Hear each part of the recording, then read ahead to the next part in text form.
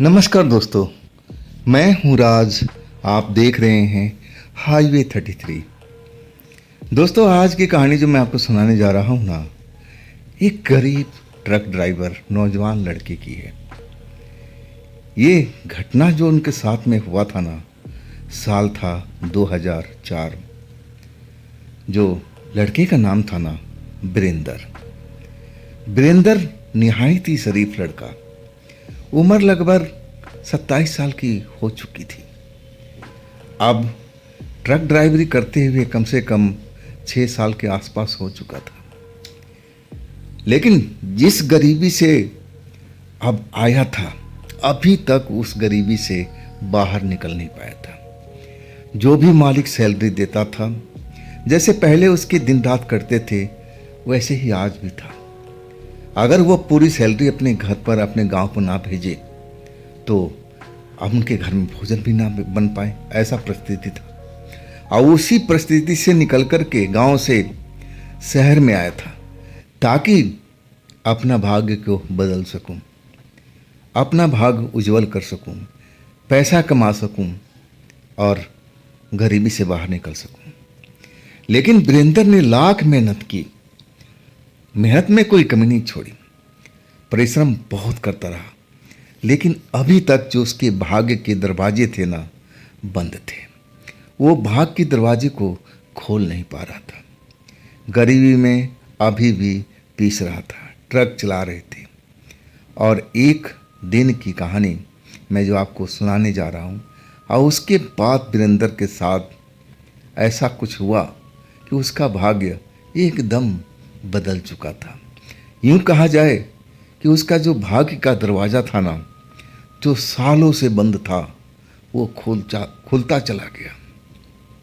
वीरेंद्र बताते हैं उन्हीं की जुबान में, उन्हीं की पॉइंट ऑफ व्यू से इस कहानी को हम आगे बढ़ाते हैं।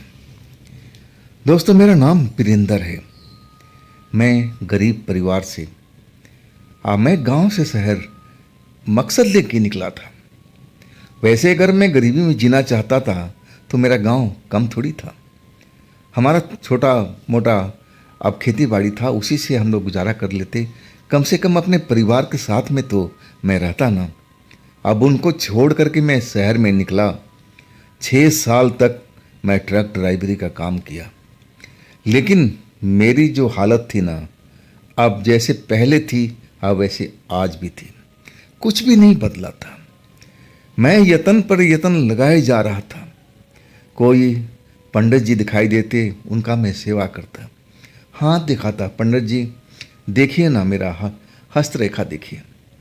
पंडित जी हस्तरेखा देखते और कहते कि बेटा तू तो धनवान बनेगा एक दिन।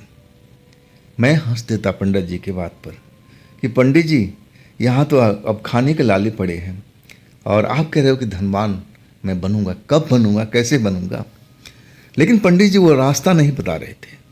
वो कह रहे थे बेटा विश्वास रख, एक दिन तू मेरे पास में आएगा कि पंडित जी ने क्या कहा था। अब मैं तो अब एक तरह से पंडित जी को बात को बिल्कुल मजाक ही समझ रहा था। ऐसा कौन सा भाग के दरवाज़ा है जो मेरा बंद पड़ा है, कैसे खुलेगा वो दरवाज़ा? लेकिन मैं इन पंडित जी पर विश्वास भी करता था, इज्जत भी करता था। और कभी कभी सोचता था कि अरे छोड़ो यार, अब इन बातों में क्या रखा है। और लेकिन जब किसी पंडित जी को देखता ना, तो उसके आगे मैं अपना हाथ रख देता कि पंडित जी देखिए मेरी तकदीर कब बदलेगी। जो भी पंडित देखता ना मेरा हाथ रेखा और देख करके मेरी तरफ हैरानी से ऐसे देखने लगता कि मैं कोई अजूबा हूँ। अब फिर मैं चौंक के कहता पंडित जी ऐसा क्या है हाथ में? तब वो कहने लगते थे कि बेटा तू एक दिन पक्का अमीर आदमी बनेगा। मैं पंडित जी से कहता कि पंडित जी ये बात सुनते सुनते मैं थक चुका हूँ, कैसे बनूंगा, कब बनूंगा? लेकिन पंडित जी इस बात की कोई जानकारी नहीं दे रहे थे। लेकिन वो भी कह रहे थे कि बेटा जब टाइम आएगा ना तो दरवाज़ा खुलता चला जाएगा। अभी तेरा भाग का दरवाज़ा बंद है, अब किसके हाथ से खुलेगा अब तो ये ईश्वर ही जानता है, मैं तो नहीं बता सकता। खैर अब मुझे धीरे धीरे इन लोगों पर से विश्वास उठने लगा था और मैं अपने मेहनत जो करता था कर्म वही कर रहा था। अब मैं एक तरह से समझ लिया था कि मैं अब गरीबी से बाहर कभी भी निकल नहीं पाऊंगा। कैसे मेरा घर का गुजारा होगा, मेरी बहन की शादी होगी और इसके बाद मेरी भी तो शादी करनी थी। लेकिन अब मैं समझ नहीं पा रहा था, जितनी सैलरी मुझे ट्रक ड्राइवर की मिलती थी और उसमें तो मेरा घर का ही गुजारा होता था, तो शादी के पैसे कहाँ से लाएंगे, कैसे क्या करेंगे, कुछ भी समझ में नहीं आ रहा था। मैंने भी अब एक तरह से सोचना ही बंद कर दिया कि जो होगा देखा जाएगा। और इसके बाद मैं उस बारे में कभी सोचा ही नहीं। पैसा मुझे मिलता, टाइम पर मैं घर को भेज देता था। बस मैं इतना करके अपने आप को छुटकारा पा लेता था कि जो ईश्वर की महिमा होगी, मर्जी होगी, वो अपने आप होगा। अब उसके आगे मैं क्या बोल सकता हूँ।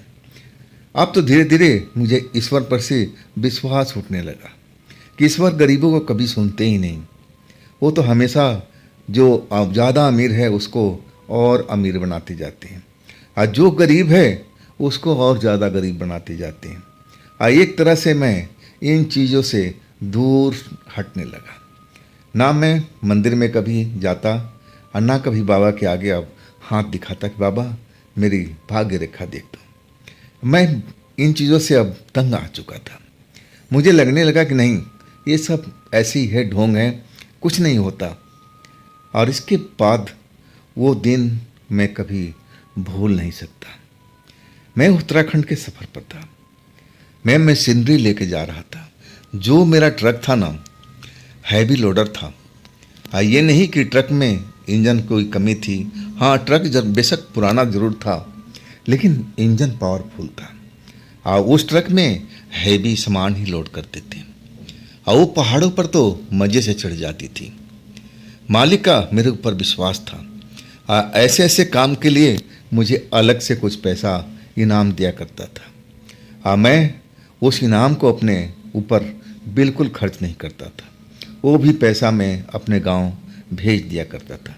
मैं खाना भी बहुत रुखी सुखी खाया करता था। होटल में तो जब कोई इमरजेंसी पड़ गई ना, तब मैं खाना खाता था, नहीं तो मैं खुद अपने हाथों से भोजन बनाता था और खाता था।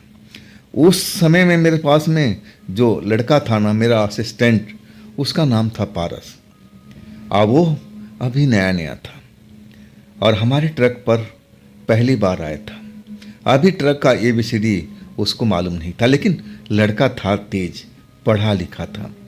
मैं उससे पूछा, भाई तुम इस लाइन में क्यों आ रहे हो? तब वो कहने लगा कि उस्ताद जी, मेरे मामा जी ने कहा है कि ट्रक ड्राइवरी कर लोगे, सीख लोगे तो तुम ज़्यादा पैसा अब कमा पाओगे। तब मैंने उसको समझाया, देख भाई 6 साल से तो मैं ट्रक ड्राइवरी कर रहा हूँ और सैलरी तो तुम्हें पता ही कि मेरी सैलरी कितनी मिलती है। अब बताओ, इन सैलरी में मेरा घर का गुजारा जो है अब कैसे हमारे परिवार करते होंगे, वो तो मैं ही जानता हूँ। मैं अपने लिए एक जोड़ी कपड़े साफ सुथरा मैं ले नहीं पाता हूँ। अब तुम ही सोच लो, तुम इस लाइन में क्यों आए भाई? तुम पढ़े लिखे हो, कोई और लाइन अब देख लेना। लेकिन वो लड़का कहने लगा कि नहीं, मामा जी ने कहा है कि आप ट्रक चलाना सीख लो। आप फिर मामा जी का एक ट्रक है, वो कह रहे थे कि हम उस ट्रक को आपको हवाले कर देंगे, आप कमाना। मैं समझ गया कि लड़का अब ये समझने वाला तो है नहीं। अब हमें उससे बहस क्या करना, जो भी समझाना था मैं अपनी तरफ से तो उसको समझा दिया था। अब उसका जो बुरा भला करना था, सोचना था, अब उसकी खुद का अपना दिमाग लगाना था।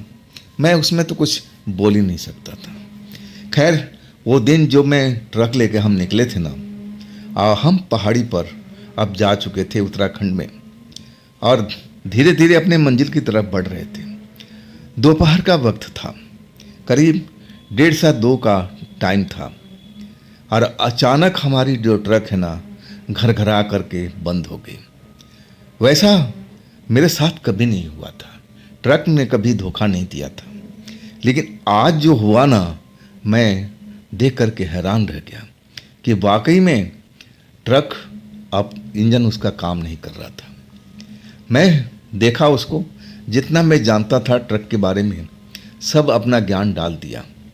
लेकिन मुझे अब समझ में नहीं आ रहा था कि आखिर ट्रक कैसे बंद हुआ, क्या हुआ। अब अंदर की इंजन की बात थी, क्या उसमें नुक्स आ गया, स्टार्ट नहीं हो रहा। खैर अभी दोपहर का वक्त था और अब मेरे पास में रास्ता क्या था। हम ऐसी जगह पर फंसे हुए थे कि जो आगे का शहर था बहुत दूर था, पीछे हम शहर छोड़ के आ चुके थे। अब बीच में जंगल वाला एरिया, पहाड़ी वाला एरिया, और हम बिल्कुल सुनसान जगह पर फंस चुके थे। दोपहर का वक्त था। अब मैं समझ गया कि मुझे अब क्या करना है। अब एक ही रास्ता था कि असिस्टेंट को मालिक के पास भेजा जाए और फिर वहाँ से मिस्त्री वगैरह जो भी अब मालिक लेके आए, जैसे करें, अब उनका हेडेक था। मैं कुछ पैसे असिस्टेंट को जो अपने पास में खर्चे के लिए रखे थे, जो मालिक दिया करते थे खर्चे में, और वो पैसे मैंने कुछ असिस्टेंट को दे दिया। और उसका नाम था पारस, यानी कि पारस भाई, आप ये पैसे लो, अब मैं तुम्हें किसी ट्रक पर बिठाता हूँ, हाथ देकर रोकता हूँ, हाँ सीधा तुम मालिक के पास पहुँचो और बता देना ऐसे ऐसे हालात हैं और मालिक का काम है क्या करना है। और इसके बाद मैं उस लड़के को विदा कर दिया था, ट्रक रुकवा करके मैं उसको भेज दिया था। अब वो कब पहुंचेगा, क्योंकि दूरी भी तो काफ़ी थी, 300 किलोमीटर की दूरी थी। अब जाते जाते भी वो भी टाइम तो लगेगा, वापस आएगा, मालिक कब आएंगे, मिस्त्री कब आएगा। मुझे लग रहा था कि अब 2-3 दिन का वक्त तो हमारा यहीं पर कटेगा। हाँ, इसके बाद मुझे भूख लग रही थी।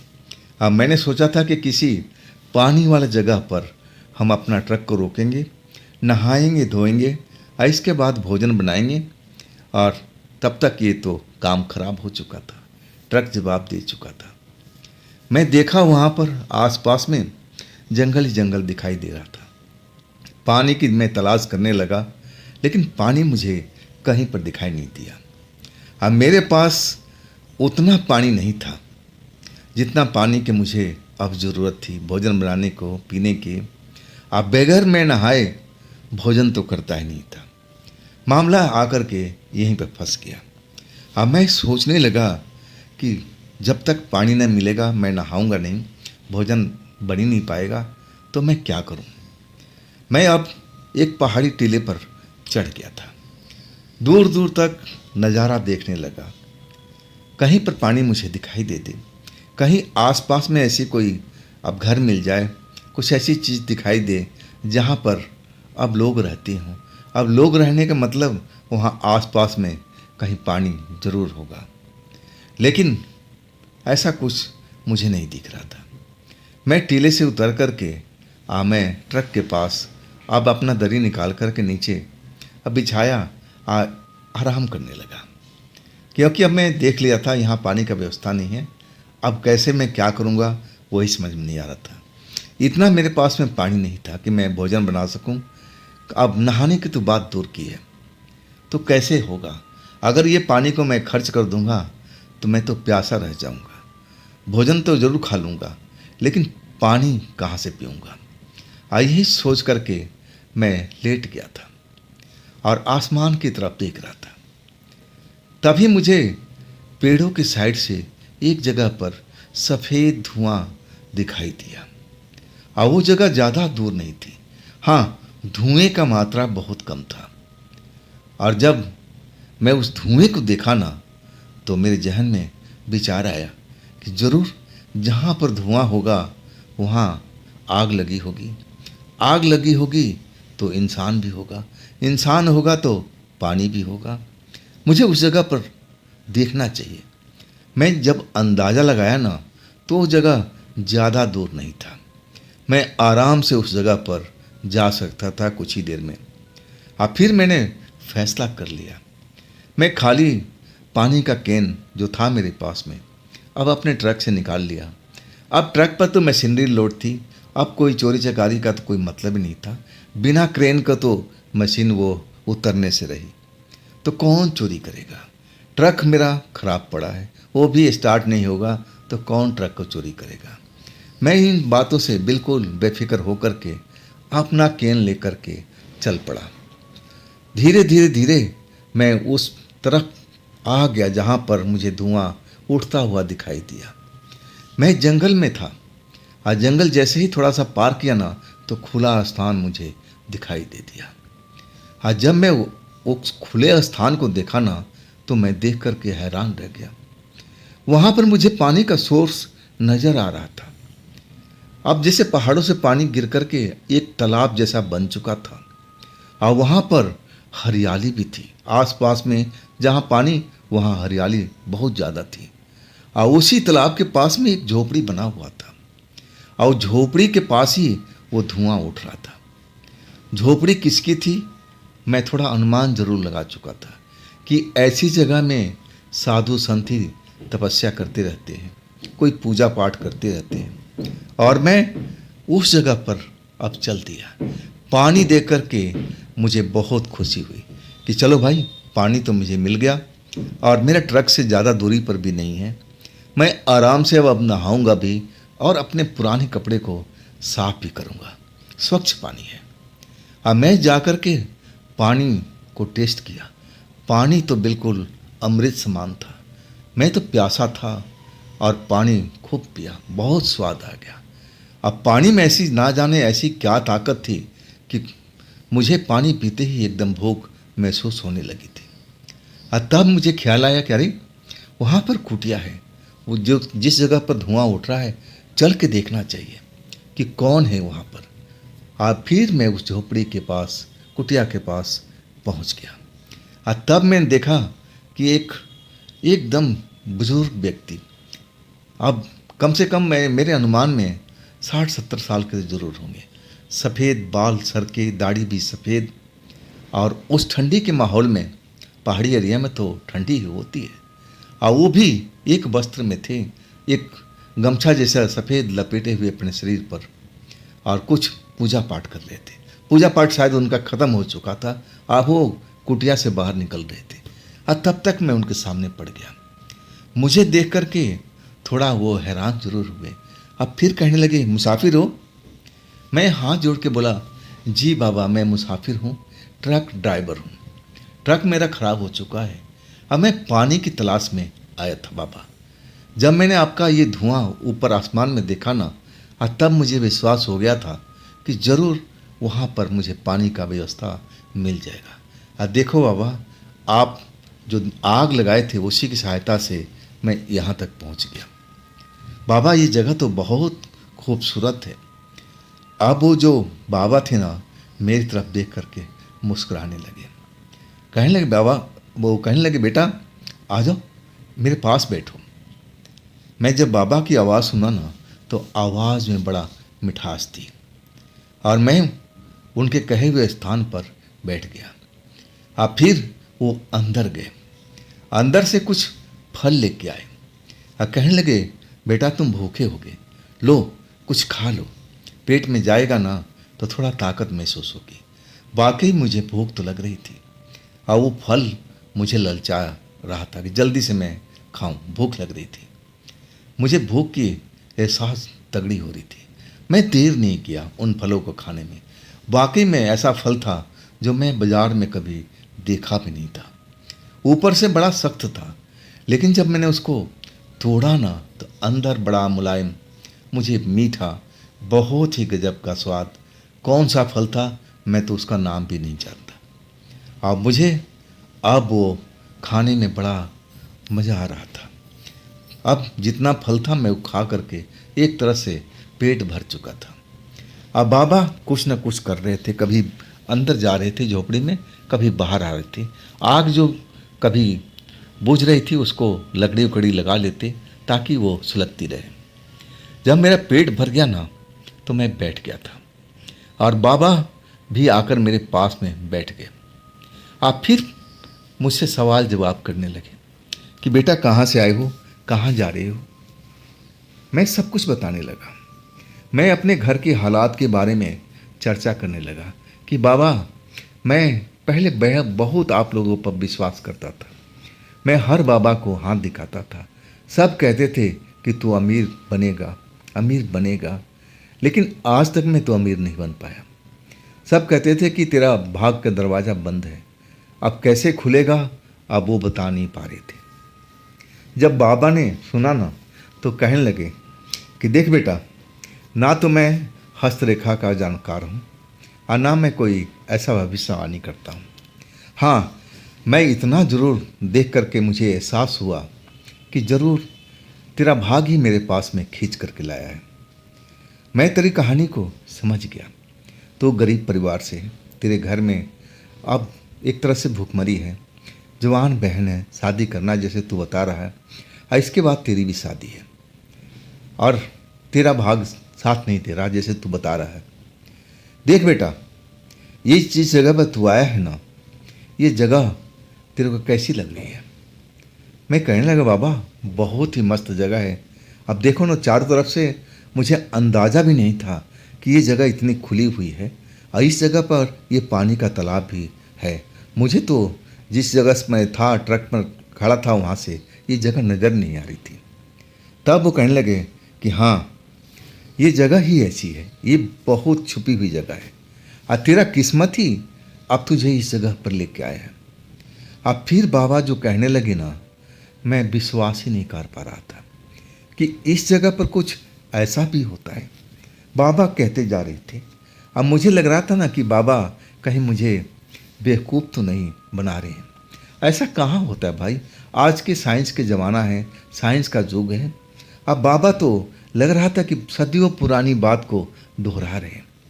उनका कहना था कि इस तालाब में जो देख रहे हो ना, इस तालाब में अब रात के टाइम में, पूर्णमासी की रात को, यहाँ पर कुछ आत्माएं आती हैं नहाने के लिए और वो आत्माएं किसी इंसान को देख लेना तो एक तरह से उसको धनवान बना सकती है। अब कैसे क्या होगा, बाबा उसी के बारे में बता रहे थे, समझा रहे थे।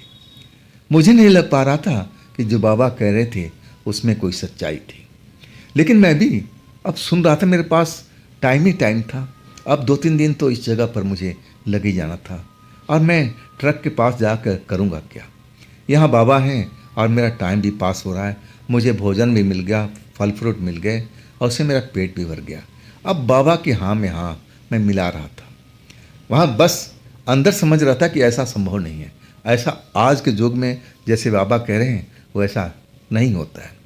लेकिन मुझे समय काटना था, मैं सब कुछ हाँ हाँ करता रहा।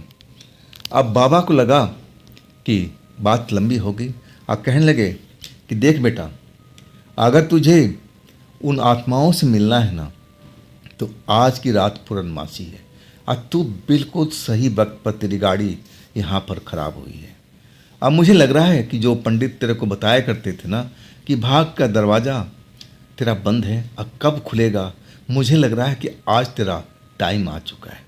तेरी ट्रक इसी जगह पर आके ख़राब हुई और ये जगह तुझे दिखाई भी दे दिया। नहीं तो तू इस रोड से ना जाने कितनी बार गुजरा होगा। तो सच बता, तो इस जगह के बारे में आज से पहले जानता था? मैंने बोला नहीं बाबा, मैं तो ऐसा कुछ देखा नहीं इस रोड पर। हाँ, मैं इस रोड से ना जाने कितनी बार गुजरा हूँ, आया हूँ। तब बाबा कहने लगे, देख तेरी तकदीर भाग शायद अब भगवान खोलना चाहता है और तभी तू इस जगह पर आया है, मेरी बात मान। अब फिर बाबा बताने लगे कि करना क्या है। अगर बाबा की बात मान लेता तो मैं आज रात उन आत्माओं से मिल सकता था।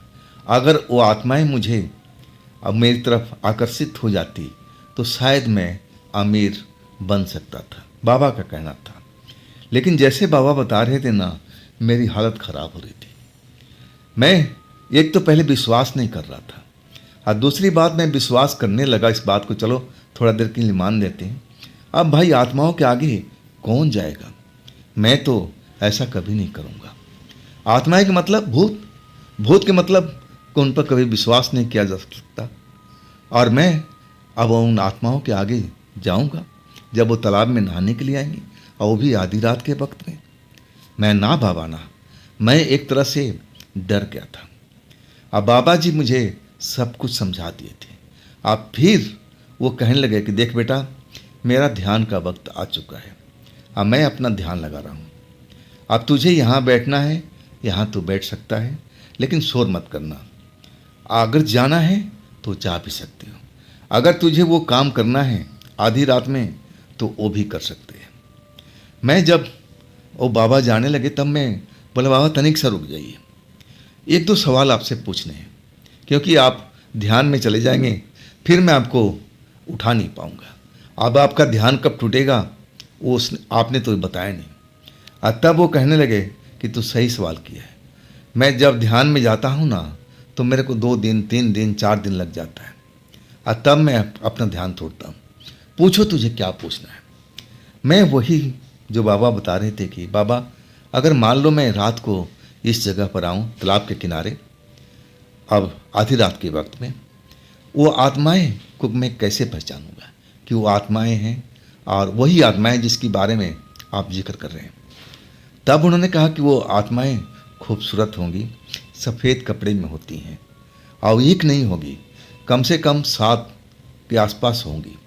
तब तुम समझ जाना कि वही आत्माएं हैं, और उनमें एक जो होगी लड़की वो सबकी लीडर होगी, एक तरह से वो झुंड की रानी होगी, और तुम्हें उसी रानी को अपना एक तरह से आकर्षित करना है, अपनी ओर ध्यान खींचना है।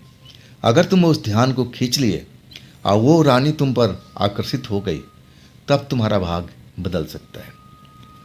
मैं दूसरा सवाल पूछ बैठा कि बाबा मान लीजिए मैं आकर्षित कर लिया रानी को, तब रानी क्या करेगी मेरे साथ में।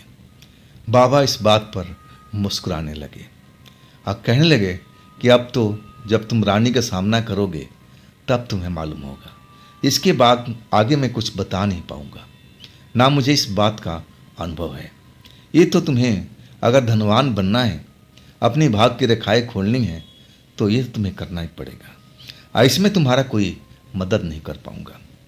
तीसरा सवाल मैं किया कि बाबा मान लो अगर मैं रानी को आकर्षित नहीं कर पाया और रानी मुझसे नाराज हो गई तब क्या होगा।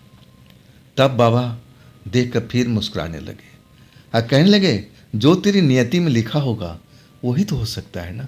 तू अपनी नियति को बदल तो नहीं पाएगा, ना तू बदल सकता है ना मैं बदल सकता हूँ। जो ईश्वर ने तुझे सब कुछ लिखा है हस्तरेखा में, सब कुछ वही होगा, बदल नहीं सकता है। अब तू सोच ले ये काम तुझे करना है या नहीं करना है। मैं तुझे कोई दबाव नहीं दे रहा हूँ, जैसा तूने जिक्र किया था और उस जिक्र का मैंने एक तरह से जवाब दिया है। अब आगे तेरे ऊपर फैसला है। अब फिर बाबा कहने लगे कि मुझे अब जा रहा हूँ, मुझे देर हो रही है। मैं बाबा को प्रणाम कर लिया। अब पहली बार मुझे लगा कि बाबा, मैं सही बाबा से मिला हूँ। आज तक जितने बाबाओं से मिला मुझे इस प्रकार का कोई अनुभव नहीं हुआ था। ऐसा लग रहा था कि जो बाबा बोल रहे थे ना, मिश्री सी मीठी बोली थी और वो बोली मेरे दिल के अंदर बैठती जा रही थी। बड़ा ही अच्छा महसूस हो रहा था। मैं जब बाबा अंदर कुटिया में चले गए ना, वो घास फूस का दरवाज़ा था वो उसको बंद कर लिए थे। इसका मतलब बाबा अब ध्यान में चले गए हैं। अब 3 दिन 4 दिन जैसे बाबा बताएं कि मैं ध्यान से उठता हूँ और इसके बाद ही बाबा से हम मिल पाएंगे। मैं क्या करूँ। अब फिर मैं सोचा कि चलो अभी तो दिन पड़ा हुआ है, चलो अपना कपड़ा वपड़ा सफाई कर लेते हैं और थोड़ा चल कर के पानी ले चलते हैं और भोजन भी बना लेंगे। रात का भी काम हमारा अब सही हो जाएगा। इसके बाद मैं पानी भर करके उसी तालाब से अपने ट्रक के पास पहुंचा। फिर मैं पुराने कपड़े वगैरह निकाल करके और मैं एक तरह से फिर वापस तालाब पर आ गया। जब आया ना तो जो बाबा ने धुआं कर रखा था, वो आग जला रखी थी, बुझ चुका था। अब मैं सोचा कि अब आग को क्यों जलाना है बाबा, अब तो एक तरह से अब ध्यान में चलेंगे, मुझे उस जगह पर जाना नहीं चाहिए। अगर कहीं शोर हो गया, कुछ आवाज़ हो गई तो बाबा कहीं नाराज़ ना हो जाए। इसके बाद मैं तालाब में आकर के एक तरह से कपड़े वपड़े धो करके नहा धो करके रेडी हो चुका था। फिर अपने ट्रक के पास। तब तक शाम भी हो चुकी थी। मैं सोचा कि अंधेरा होने से पहले 2-4 रोटी अपना सेक लें, कुछ दाल बना लें या सब्जी बना लें। मेरे पास सारा प्रबंध था ही। इसके बाद मैं इस काम में जुट गया था। अंधेरा होने से पहले मैं रोटी और दाल रेडी कर लिया था। मुझे अब भूख भी लग रही थी। अब उसके बाद में भोजन करके अब फिर टाइम देखा तो मेरे पास तो अभी बहुत वक्त था, मैं आराम भी कर सकता था। और वही मैंने किया। ट्रक में अपना पैर पसार के लंबी वाली सीट पर अब मज़े से सो गया। अब नींद भी आ चुकी थी। अब थका हुआ इंसान ट्रक ड्राइविंग करता है तो थक ही जाता है। और इसके बाद मैं गहरी नींद में चला गया था। जब नींद खुली ना तो मैं हड़बड़ा गया कि कितनी रात हो गई, लेकिन जब घड़ी देखा ना तो रात के करीब 10:30 बज रहा था। अब बिल्कुल वो जो रोड अब चलती फिरती थी दिन में, और इसके बाद रोड भी बिल्कुल शांत हो गई थी। मैं जब घड़ी देखा 10:30 बज रहा है, तब मैं सोचा कि बाबा ने जो काम बताया था करूं या ना करूं, उस जगह पर जाऊं या ना जाऊं। मैं सोच विचार कर रहा था। मैं डर रहा था कि मैं उस जगह पर गया और कुछ अलग कहानी बन गई तो फिर क्या होगा। मेरे परिवार तो तबाह हो जाएगा ना। मेरे पैसे से मेरा घर बार चलता है, अब फिर मेरा परिवार कैसे भरण पोषण होगा, कौन करेगा। यही अपना प्लस माइनस सोच रहा था। और ये भी सोच रहा था कि बाबा अब ऐसी झूठ बात तो बोलेंगे नहीं, वो पता होगा उनको, तभी तो उन्होंने बताया है कि इस जगह पर पूर्णमासी की रात को आत्माएं आती हैं, इस तालाब में नहाती हैं। अब उनको कोई इंसान दिख जाता है, आकर्षित कर लेता है, तो उनको अब धनवान भी बना सकती। कैसे बनाएंगी अब बाबा तो नहीं बताए थे। क्या करेंगी अब वो भी नहीं बताए थे, मुस्कुरा दिए थे। मैं यही सब सोच विचार कर रहा था कि क्या करूं, अब उस जगह पर जाऊं या ना जाऊं। यही सोचते सोचते 11:30 के आसपास बज चुका था। मतलब आधा घंटा मेरे पास बचा हुआ था। चांद पूरा अपने स्वभाव पर था।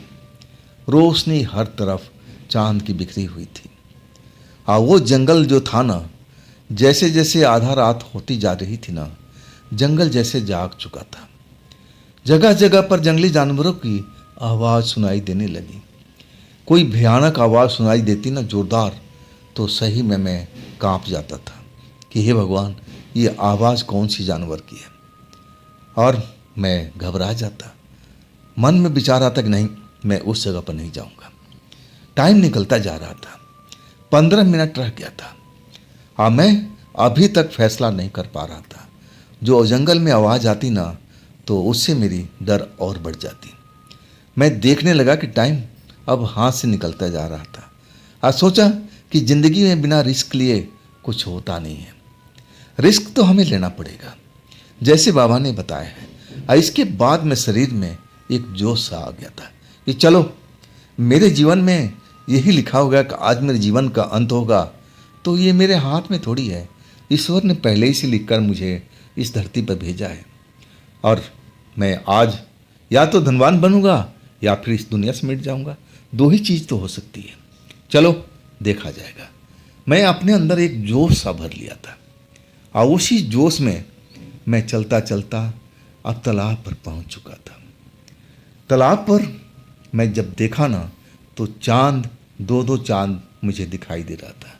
एक पानी के अंदर और एक आसमान में, और दोनों चांद चमक रहे थे। उतना ही रोशनी मुझे पानी वाले चांद में भी, जो परछाई पड़ रही थी, उसमें भी नज़र आ रहा था।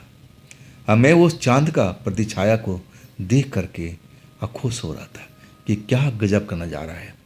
बहुत ही खूबसूरत पानी में चांद निकलता हुआ मुझे दिखाई दे रहा था। मैं उस जगह पर, एक जगह पर साफ सुथरा जगह देख करके बैठ गया। अभी 5-7 मिनट कुल और रह गए थे आधी रात होने में, 12 बजने में। मैं वो चांद ही देख रहा था। कभी कभी जंगल में वही भारी आवाज़ गूंजने लगती, जैसे कोई बड़ा सा जानवर गुर्रा रहा हो, चिल्ला रहा हो। लेकिन ऐसा कौन सा जानवर था जो इंसान जैसा आवाज़ में चिल्लाता हो। अब मैं वो जब जो आवाज़ सुनता ना तो मुझे डर लग जाता था, और मैं एकदम ऐसे सिकुड़ जाता था डर से कि जैसे वो जानवर मेरे पास में ही आकर के बैठा हुआ हो। और फिर मैं निगाहें उठा करके चांद की तरफ देखता ताकि मेरा डर कम हो। ऐसा ही मैं कर रहा था। आखिरकार घड़ी की सुई ने 12 बजा दिया। लेकिन मैं उस तालाब के अब निहार रहा था कि वो आत्माएं आसमान से उड़ते हुए आएंगी और तालाब में उतरेंगी। मुझे ऐसा ही लगा था। 12:05 हुआ, 12:10 हुआ, 15 मिनट हुआ, 12:30 बज चुका था। लेकिन अभी तक कोई आत्मा आसमान से उतरती हुई दिखाई नहीं दी। अब मुझे लगने लगा कि कहीं बाबा मेरे साथ मजाक तो नहीं किए। जैसे मैं बाबा को विश्वास नहीं कर पा रहा था। लेकिन बाबा मेरे साथ में मजाक क्यों करेंगे? मजाक में उनको क्या मिलना है? और मैं यही प्लस माइनस सोच रहा था कि बाबा कहीं बात झूठ तो नहीं है। और यही सब सोचते हुए अब 10 मिनट और जा चुका था। और तभी मुझे जंगल की साइड से कुछ जैसे हवा सी अब एक तरह से शोर करता हुआ दिखाई देने लगा। पेड़ पौधे उस साइड से हिलना शुरू हो गए। एक शोर सा हुआ और उस तरफ मैं निगाहें डाला। तब मैं देख कर के हैरान रह गया कि मैं कुछ महिलाएं को देख रहा था जो सफ़ेद वस्त्र में थी और वो जंगल से निकल कर के तालाब की साइड में आ रही थी। अब मैं जब ध्यान से देखा ना तो जैसे बाबा ने बताया था ना वैसे ही वो मुझे मेरे ख्याल से अब नौजवान लड़कियां थी, महिलाएं नहीं थी, सफ़ेद वस्त्र में थी, लेकिन दूरी बहुत ज़्यादा थी अभी। अब मेरा दिल जो था अब तेज़ी से धड़कने लगा। मैं घबरा सा गया था कि अब क्या होगा, अब क्या होगा। अगर उन्होंने मुझे देख लिया और वो बुरा मान गई और तब शायद मुझे मार देंगी या आप मुझे पकड़ के ले जाएंगी। दोनों में से कुछ भी हो सकता था।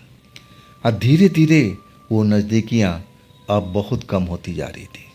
और एक पल जब आया ना तो तालाब के किनारे पहुंच चुकी थी। और वो आपस में कुछ बात भी कर रही थी जो मुझे उनकी भाषा समझ में नहीं आ रहा था। और मैं अपनी जगह से बिल्कुल हिला तक नहीं था। चांद की रोशनी में मैं देख रहा था बड़े ही खूबसूरत वो सातों की सातों लड़कियां मुझे नज़र आ रही थी, एक जैसी और जवान खूबसूरत। कपड़ा भी एक को थोड़ा अलग था और बाकी एक जैसी कपड़े पहन रखी थी। मैं समझ गया जो सबसे अलग कपड़ा पहन रखी है ना वो उनकी हेड है, यानी बाबा के कहे अनुसार उनकी रानी है। अब मुझे उसी को आकर्षित करना था। अगर वो रानी मुझे देख ले और आकर्षित हो जाए तो कैसे मेरा भाग बदलेगा ये तो मैं भी नहीं जानता था, ना बाबा ने बताया था। अब वो अब पानी में उतरने लगे, पानी में उतर करके और नहाने लगे। एक दूसरे पर पानी फेंक रही थी, मौज मस्ती कर रही थी। अब मैं तालाब के किनारे दूसरी साइड पर बैठा अब सब देख रहा था। दिल तेजी से धड़क रहा था कि कब उनकी नज़र मेरे पर पड़ जाए और तब क्या होगा। लेकिन अपनी वो मौज मस्ती में थी, एक दूसरे को पानी फेंक रही थी, हंसी मजाक चल रहा था। और अचानक जो रानी थी ना, अचानक जो हंसी मजाक चल रहा था पानी के अंदर में, वो स्थिर सी हो गई पानी के अंदर में। अब फिर घूम घूम करके चारों तरफ उनका निगाहें दौड़ने लगी। और उसी टाइम मेरा दिल की धड़कन अब तेज़ी से बढ़ने लगा था कि क्या उसको संदेह हो गया कि कोई मनुष्य इस जगह पर बैठा हुआ है। और सही मायने में मैं पसीने से उस ठंडी जगह पर अब नहाने लगा था। दिल तो ऐसा कर रहा था कि मेरे हृदय बाहर निकल जाएगा। और मैं अपने आप को अब कंट्रोल करने का कोशिश कर रहा था और धीरे धीरे अपने को संभाल रहा था। और जैसे ही वो रानी मेरी तरफ मुड़ी ना और देखती रह गई, मैं देखा उसकी आंखों में एक चमक सी थी। और जैसे ही मैं हम दोनों की आंखें टकराई ना वो एक पल के लिए रुक सी गई थी। और फिर उनकी जो सहेलियाँ थी वो तो थोड़ा अलग हो चुकी थी। वो आपस में अभी भी हंसी मजाक कर रही थी, नहा रही थी, एक दूसरे पर पानी फेंक रही थी। लेकिन रानी मेरी तरफ बढ़ने लगी थी। कदम धीरे धीरे पानी में उसका बढ़ता हुआ किनारे पर आ चुकी थी। तब मैंने उसका सौंदर्य के देखा, जैसे बाबा ने बताया था ना, गजब की खूबसूरत और वो लड़की थी। भगवान ने उसको तो कहीं फुर्सत में बनाया होगा। ऐसी सौंदर्य मैंने कभी देखा नहीं था। और वो सफ़ेद कपड़ा पानी से गिला हुआ अब इतना सुंदर लग रही थी ना कि मैं वर्णन नहीं कर सकता हूँ, मेरे पास वो शब्द ही नहीं है। और वो मेरे नज़दीक पानी से निकल कर के खड़ी हो गई। अब मेरी तरफ देख के कहने लगी, आवाज़ जो थी ना, बहुत जैसे घंटी बज रही हो। उसके कोमल आवाज़ इतनी सुंदर थी। अब कहने लगी, नौजवान तुम यहाँ पर क्या कर रहे हो इस वक्त में, और कौन हो तुम? मैं जब इतना नज़दीक देखा ना, वो लड़की मुझसे सवाल पूछने लगी, तो मैं घबरा गया था। अब मैं समझ गया कि वीरेंद्र, तेरा वक्त ख़त्म। अब तेरी ज़िंदगी का कुछ ही चंद मिनट बाकी हैं। और मैं मुंह से बोलना कोशिश करता था बोलने की, कि मैं बताऊं कि मैं कौन हूं, लेकिन मेरे मुंह से आवाज़ नहीं निकल पा रहा था। मैं बेहद डरा हुआ था। और तब वो लड़की वो समझ गई थी कि मैं घबराया हूँ, होपलेस हूँ, मैं जवाब नहीं दे पा रहा हूँ। और तब कहने लगी, अरे घबराओ मत। अब मेरे सर पर उसने हाथ रख दिया। और जैसे ही हाथ रखा ना, एक कोमल एहसास मेरे शरीर में हुई। और शरीर में जैसे कुछ गुदगुदी या झन्नाहट से जैसे बोल सकते हैं, ऐसा हुआ। अब फिर मेरा जो दिल तेजी से धड़क रहा था, मैं डरा हुआ घबराया हुआ था ना, वो डर अब धीरे धीरे मेरे बदन से निकलने लगा। और लड़की मेरी आंखों में आंखें डाल करके पूछ रही थी, नौजवान अब कैसा महसूस कर रहे हो? अब मैं तुमसे पूछ रही हूँ, तुम इस जगह पर कैसे आए? तुम इस जगह की जानकारी कैसे मिली? और कौन हो तुम? यहाँ पर किस पर्पज से तुम आए हो? सब कुछ पूछने लगे। मैंने अब जो आवाज़ निकलने लगी ना, तो मैं हाथ जोड़ करके उसके आगे बैठा ही रहा और धीरे धीरे बोलने लगा कि देखिए, मैं एक गरीब परिवार से हूँ और मैं ट्रक ड्राइवर हूँ। मेरा ट्रक उस पहाड़ी के पास ख़राब हो चुका है और मैं यहाँ जो कुटिया देख रही है ना, तो जब मैं कुटिया की तरफ देखा ना, तो मैं तो सन्न रह गया था। वहाँ कोई कुटिया थी ही नहीं, वो जगह तो बिल्कुल खाली पड़ा था। अब मैं एकदम चकरा सा गया था कि अरे ये क्या हुआ, कुटिया कहाँ गई, वो बाबा कहाँ गए? वो लड़की मुस्कुराती, कहने लगी तुम कुछ कह रहे थे। मैंने बोला कि देखिए, उस जगह पर एक बाबा थे, साधु बाबा थे, उनकी एक कुटिया थी। अब मैं पानी के तलाश में इस जगह पर आया था। वहाँ पर आग जल रही थी और मैं आग के जब धुआं आसमान में देखा ना, तो उसका पीछा करते यहाँ पर आ गया था। बाबा से मिला। अब बाबा मेरी गरीबी देख करके कहने लगे कि देख नौजवान, आज पूर्णमासी की रात है। आज यहाँ पर अब आत्माएं आती हैं, पवित्र आत्माएं, और तुम उनसे अगर चाहो तो अपने बारे में बता सकते हो। वो तुम पर आकर्षित हो गई तो तुम्हारा भाग्य के दरवाज़ा खुल सकता है। अब मैं यही सोच करके आया था कि आपसे मेरी मुलाकात हो जाएगी तो मेरी भाग्य के दरवाजे खुल जाएंगे, मैं अब गरीबी से बाहर निकल आऊँगा। अब मैं जैसे ही उसको बात बोला ना, उस रानी को मेरी तरफ आंखें फाड़ कर देखने लगी और कहने लगी, तुम गलत सोच रहे हो नौजवान, ऐसा कुछ भी नहीं है। मैं कहने लगा कि बाबा ने मुझे बताया था, आप वो कुटिया मुझे नज़र नहीं आ रही है। वो आत्मा जैसे गुस्से में हो, कहने लगी नहीं नहीं, तुम गलत जगह पर आ गए, तुम्हें इस जगह पर आना नहीं चाहिए। कहाँ है बाबा, कहाँ है कुटिया, मुझे दिखा दो। अब मैं तो खुद हैरान था कि वो कुटिया मेरी आंखों के सामने थी। मैं उस जगह पर बैठा था, बाबा से मिला था, फल भी खाया था। अब बाबा ध्यान में चले गए थे। फिर मैं अपने ट्रक के पास में, सब कुछ मुझे याद था। अब मैं उस रानी को बता रहा था, देखिए मैं कोई झूठ नहीं बोल रहा। अब मैं उसको विश्वास दिलाने में कर रहा था। और उधर से उनकी जो सहेलियाँ थी, अब रानी को अब अपनी भाषा में आवाज़ दे रही थी और रानी भी चिल्ला के कुछ बोली। और उसके बाद वो जो लड़कियां नहा रही थी ना, एक एक करके पानी से निकल चुकी थी। आज जिधर से आई थी वो जाने लगी थी। अब मेरी जगह पर सिर्फ वही आत्मा रानी खड़ी थी। अब मेरी तरफ अब सवाल कर रही थी, देख रही थी, जैसे वो अभी भी गुस्सा में हो। अब फिर वो कहने लगी, तेरे में हिम्मत इतना कैसे आई इस जगह पर?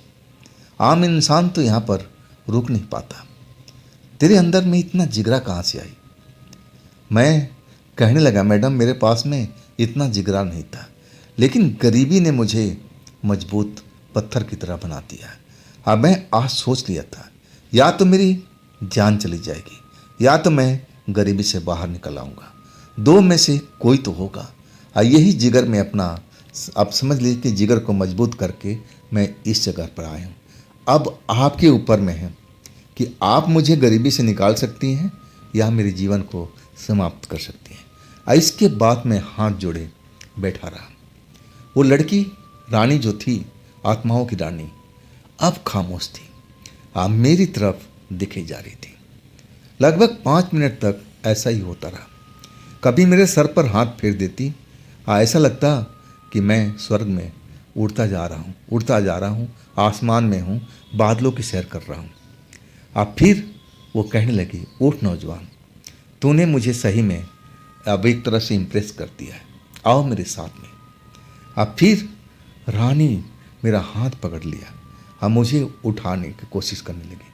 अब मैं झटके से, नौजवान था, उठ गया। रानी कहने लगी कि मेरे पीछे पीछे आओ। अब फिर हम एक शब्द भी बोल नहीं पाए थे। रानी चली जा रही थी आगे आगे और मैं पीछे पीछे।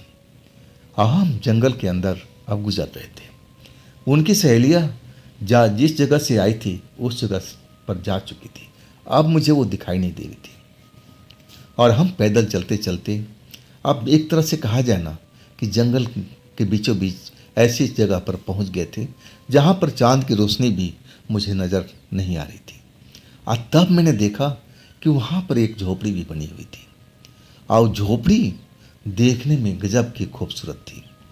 और वो जो आत्मा थी रानी, और वो मुझे झोपड़ी में ले गई।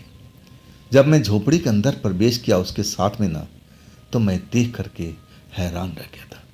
बाहर से तो एक छोटी मोटी झोपड़ी लग रही थी, लेकिन जब अंदर आया ना, तो जैसे वो तो महल में बदल गया था। बड़ा सा बहुत खुला खुला जगह, और वहाँ पर जैसे कीमती फर्नीचर लगे हुए हों, पलंग बिछा हुआ है, खाने पीने का बहुत सारा फल फ्रूट वहाँ पर रखा हुआ है। और वो आत्मा अब रानी मुझे एक जगह पर बिठाया। बोली कि तुम भूखे भी तो हो ना? मैंने कहा जी, मैं भोजन तो कर लिया हूँ, लेकिन अब मुझे थोड़ा भूख का एहसास हो गया था। मैं कहने लगा कि हाँ, मैं भूखा भी हूँ। और तब मुझे एक फल ला करके दिया। फल सेब की तरह था, बिल्कुल लाल, लेकिन वो सेब नहीं था। वो सेब जैसा ज़रूर था, लेकिन वो लाल था। और जब मैं उसको खाना शुरू किया ना, तो खट्टा मीठा था। और जैसे जैसे सेब को खा रहा था ना, मेरे शरीर में कुछ अलग होने लगी थी। शरीर झंझनाने लगा, जैसे लग रहा था कि मेरे शरीर में अब ताकत बढ़ती जा रही हो। अब मेरी आंखें मदहोश होती जा रही हो। जैसे मैंने वो सेब ना खा करके, वो फल ना खा करके मैं नशा कर लिया हूँ। मेरी आंखें बंद होती गई और एक पल आया ना, तो मैं अपना होश खो चुका था। फिर मुझे याद नहीं था। जब मैंने अपनी आँख खोली तो क्या देख रहा हूँ? मैं अपने ट्रक के पास अपनी उसी दरी पर जो मैं बिछाया था और उसी दरी पर लेटा हुआ हूँ। मैं हड़बड़ा करके आंखें खोल दिया। मैं देख रहा हूँ घड़ी में तो सुबह के 5 बज रहे हैं। आज जब मैं उठा ना, तो मैं सब कुछ मुझे याद था कि मैं तालाब के पास में गया था, वो आत्माएं मुझे दिखी थी और मैं आत्माओं की रानी से मिला भी था।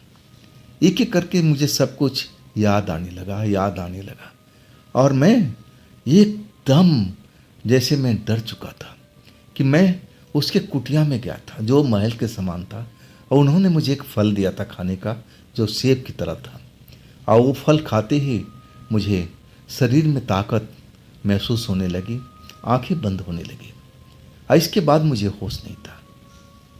अब सही मायने में मैं एकदम डर चुका था।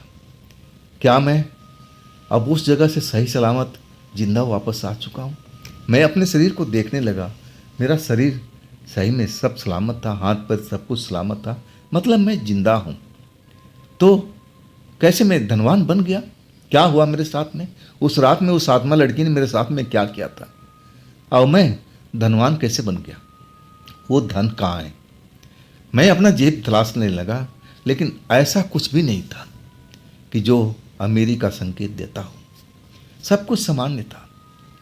मैं ट्रक का गेट भी खोल दिया, लॉक खोल, कहीं कहीं गलती से मेरे ट्रक के अंदर नहीं सोना चांदी और रुपए पैसे भर रखा हो, लेकिन कुछ भी नहीं था, सब कुछ खाली। और मैं वही सब ध्यान करने लगा कि बाबा जी ने तो बोला था कि उस लड़की को तुम आकर्षित कर लोगे तो लड़की तुम्हें धनवान बना देगी। अब मैंने तो आकर्षित भी कर लिया। उस लड़की के साथ मैंने रात भी गुजारी। उस लड़की ने मेरे साथ क्या किया मुझे तो याद नहीं है, लेकिन जिस परिस्थिति में था मैं समझ चुका था। उस लड़की ने मेरे साथ रात गुजारी थी, लेकिन फिर भी मैं गरीब का गरीब ही हूँ। मेरे पास तो कुछ भी 1 रुपया तक नहीं है। तो कैसे, क्या हुआ, कब होगा, कुछ समझ में नहीं आ रहा था। अब मुझे एक सपना की तरह लगने लगा। मुझे लगा कि आज भी वीरेंद्र तू ठगा गया है, आज भी तू धोखा खाया है। जैसे पहले धोखा खाता था, आज भी तू धोखा खा गया। इन पर कभी विश्वास करना ही नहीं चाहिए।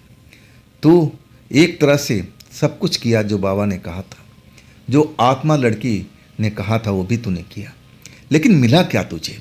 कुछ भी तो नहीं मिला।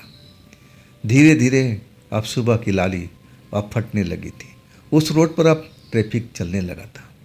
अब मैं बार बार वही सोच रहा था कि सब कुछ करने के बाद मेरे पास तो कुछ भी नहीं, एक अठन्नी तक नहीं मिली। ये सब क्या था? मेरा मन खिन्न हो चुका था। अब मैं सोचने लगा कि कब, अब जो गया है लड़का मेरा पारस, कब मिस्त्री लेके आएगा, कब हमारा ट्रक सही होगा और कब हम इस जगह से निकलेंगे। अब इस जगह पर मेरा दिल टूट चुका था। मैंने तो सब कुछ वो किया, अपनी जान की बाजी लगा दी, लेकिन अभी तक कोई चवन्नी मुझे नसीब नहीं हुई थी। लेकिन पारस अभी तक आया नहीं था और दोपहर हो चुकी थी। मुझे भूख लग रही थी। अब फिर मैं सोचा कि कब तक भूखे रहूँगा, भोजन बनाते हैं। आज जब मैं दोबारा पानी का केन देखा तो केन खाली हो चुका था। कैसे खाली हुआ मैं जान नहीं, मैं भर कर के लाया था। अब मुझे फिर उस जगह पर जाना था जहाँ पर पानी का तालाब था। अब मैं केन लेकर के अब भरने के लिए पानी चल पड़ा। वो रास्ता मुझे पता था। अब मैं उस रास्ते पर चलता हुआ जैसे जैसे अंदर जा रहा था तो जंगल तो ख़त्म ही नहीं हो रहा था। ना तो मुझे वो पानी का तालाब मिला, ना वो खुला जगह, ना बाबा का वो कुटिया, कुछ भी नहीं था उस जगह पर। मैं पूरा चक्कर लगा लिया था और मैं उस स्थान को ढूंढ ही नहीं पाया। कमाल की बात थी। मैं अपना खाली केन लेकर के ट्रक के पास लौट आया था। अब सोचने लगा कि हे ईश्वर, ये क्या चमत्कार था।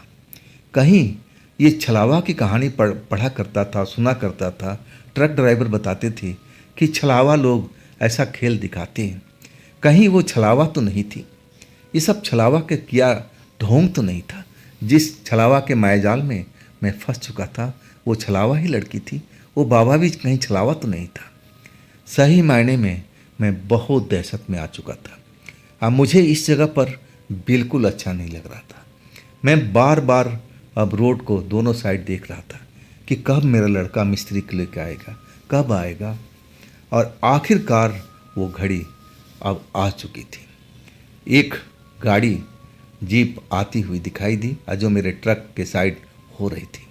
अब मैं अपने लड़के पारस को पहचान गया और उसमें मेरे मालिक का बेटा था और मिस्त्री सब कुछ लेकर आ चुका था।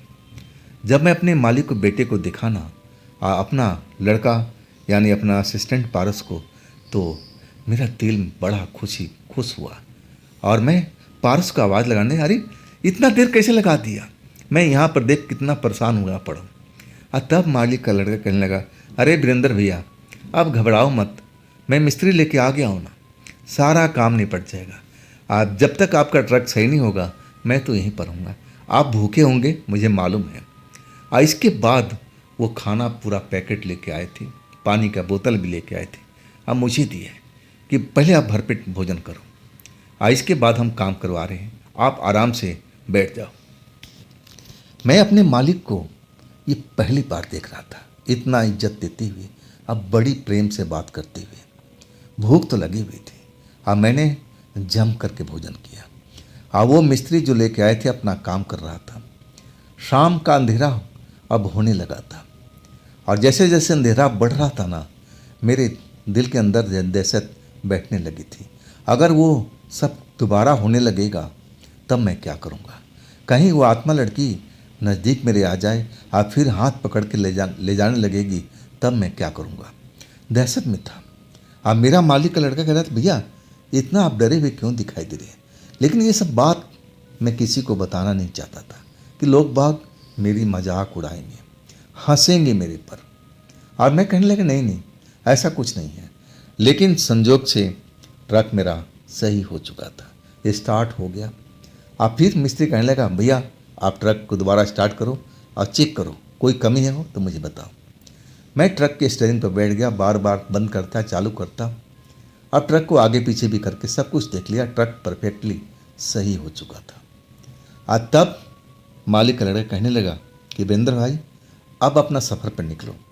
अब मैं भी अब वापसी जा रहा हूँ, मुझे भी अब अंधेरा हो चुका है, लेट होगा, तो आप भी निकलो और हम भी निकलते हैं। इसके बाद जब मैं निकल गया ना, तब वो लोग वापसी हुए थे। अब मैं अपने लड़का पारस असिस्टेंट से बात कर रहा था कि तूने इतना टाइम कैसे लगा दिया। और तब कहने लगा, भैया मिस्त्री मिले तब ना, भैया न जाने कहाँ कहाँ से मिस्त्री तलाश किया, कोई इस जगह पर आने को तैयार ही नहीं था, और तभी तो देर हो गई। लेकिन काम तो हो गया ना उस्ताद जी। अब इसके बाद कहने लगा, हाँ काम तो हो गया। मैं कुछ नहीं बताया, ना अपने लड़के से, पास से, ना मालिक से।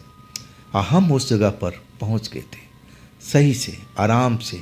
माल अब तो सुबह में उतरना था, अब भारी मशीनरी थी, जब क्रेन आएगा तभी तो उतार पाएगा। इसके बाद हमें तो अब आराम ही करना था, भोजन बनाना था, और हम भोजन की तैयारी कर रहे थे उसी फैक्ट्री के आसपास में जहां हमने ट्रक पार्क किया था। और खाना बनाने लगे। खाना बनाने में एक मसाले की अब ज़रूरत थी, और वो मसाले का एक तरह से काली मिर्च का डब्बी थी, अब मुझे बेहद पसंद थी। मैं सब्जी बनाता था ना, तो 2-4 काली मिर्च ज़रूर कूट के डालता था, उसमें सब्जी का स्वाद बढ़ जाता था। तो आज हमने सब्जी बनाया था, अब मैं सोचा कि 2-4 काली मिर्च कूट करके उसमें डाल दूँ ताकि सब्जी जायकेदार बन जाए। और वही अपने बैग में हाथ डाला ताकि उस काली डिब्बी को निकाल सकूं जिसमें काली मिर्च थी। लेकिन जब जैसे ही हाथ डाला ना, तो मुझे एक बंडल सा महसूस हुआ। मैं जब बंडल एहसास हुआ ना, तो मैं बैग को खोल के देखने लगा। वो बंडल लाल कपड़े में बंधा हुआ था, और ऐसा कोई चीज़ मेरे बैग के अंदर में नहीं थी।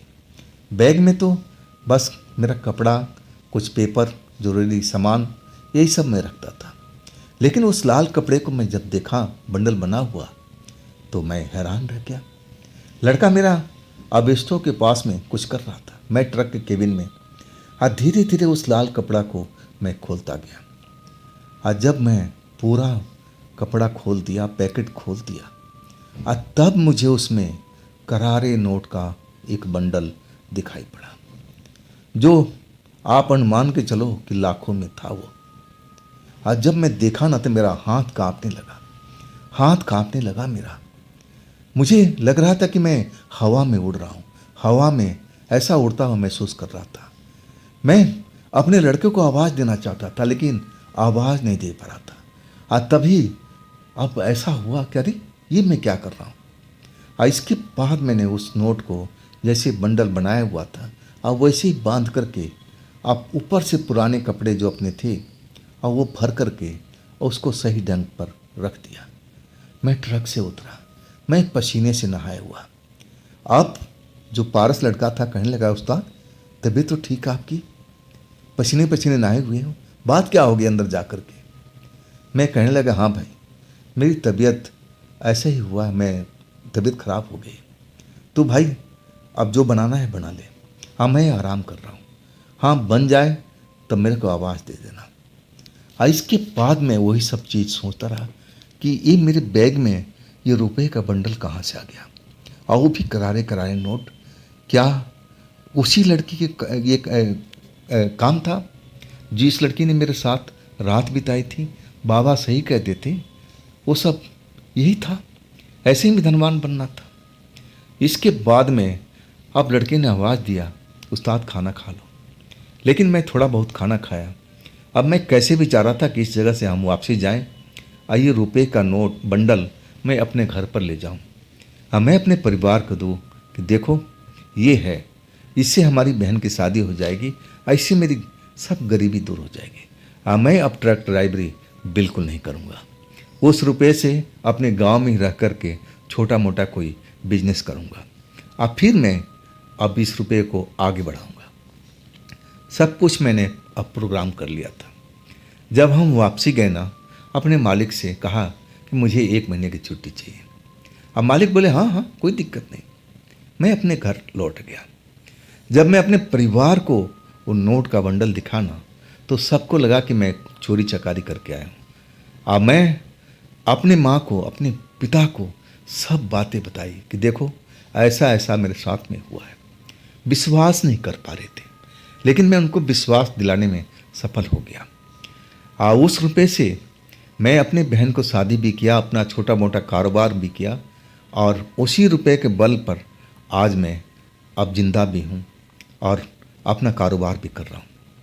और उसके बाद कभी भी मैं कहूँ सपने में भी वो लड़की, वो बाबा, वो जगह मुझे दिखाई नहीं दी। अब एक तरह से अब वो मेरे सपनों में भी नहीं आ रही थी। उसकी शक्ल तक मैं भूल चुका था। इस बात को तो काफ़ी साल हो चुके हैं। अब मुझे आज भी विश्वास नहीं होता है कि मैं ऐसा भी कभी किया था। उस जंगल में वो पानी का तालाब, वो बाबा के कुटिया, और वो झोपड़ी महल जैसी जिसमें आत्मा लड़की मुझे लेके गई थी, जिसके साथ मैंने रात गुजारी थी, ये सब क्या था? ये मेरे भाग्य में यही लिखा था कि भाग्य का दरवाज़ा अब कब खुलेगा, वो खुल चुका था। अब मैं आज भी उसका धन्यवाद देता हूँ, उस आत्मा को, उस बाबा को, कि मुझे गरीबी से निकाल करके अब मुझे एक लायक बना दिया था कि मैं समाज में अपना सही तरह से रह सकूं, अपना बसर कर सकूं, और वही मैं कर रहा हूं। तो दोस्तों, ये थी आज की कहानी वीरेंद्र जी की। ये कहानी आपको कैसी लगी आप मुझे कमेंट में ज़रूर बताइएगा। और दोस्तों, ये भी चैनल आप ही का है, तो इसको भी अपना प्यार दीजिए, लाइक कीजिए, सब्सक्राइब कीजिए, अपने दोस्तों को ज़रूर शेयर कीजिएगा। और फिर हम मिलते हैं एक नई कहानी, एक शानदार कहानी के साथ में, इसी टाइम इसी चैनल पर। आप लोग अपना ख्याल रखिएगा। नमस्कार।